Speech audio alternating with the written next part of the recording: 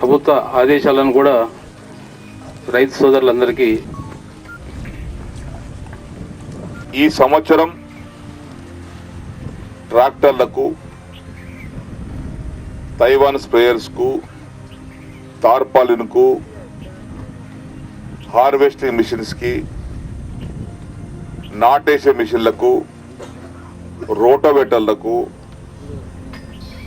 చిన్న ట్రాక్టర్లకు, పెద్ద ట్రాక్టర్లకు, ఇవన్నిటితో పాటు కొత్తగా మనం 4-wheel డ్రైవింగ్, మిలిటరీ వ్యాన్లకు ఏ విధంగా అయితే డ్రైవింగ్ ఉంటుందో ఆ విధంగా ముంగడ పైలకు గేర్ బాక్స్ ఉంటుంది, వెనుక పైలకు కూడా గేర్ బాక్స్ ఉంటుంది. అటువంటి వెహికల్స్ కి రోటోవేటర్ వేసి పొలాలు దమ్ము చేసేటువంటి యంత్రాన్ని అది కూడా ఈరోజు ఈ వ్యవసాయ యాంత్రికంలో మనం పెట్టుకొని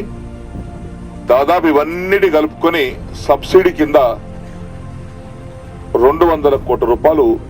మన ముఖ్యమంత్రి గారు సబ్సిడీ కింద మన రాష్ట్రానికి, తెలంగాణ రాష్ట్రానికి కేటాయించడం జరిగింది.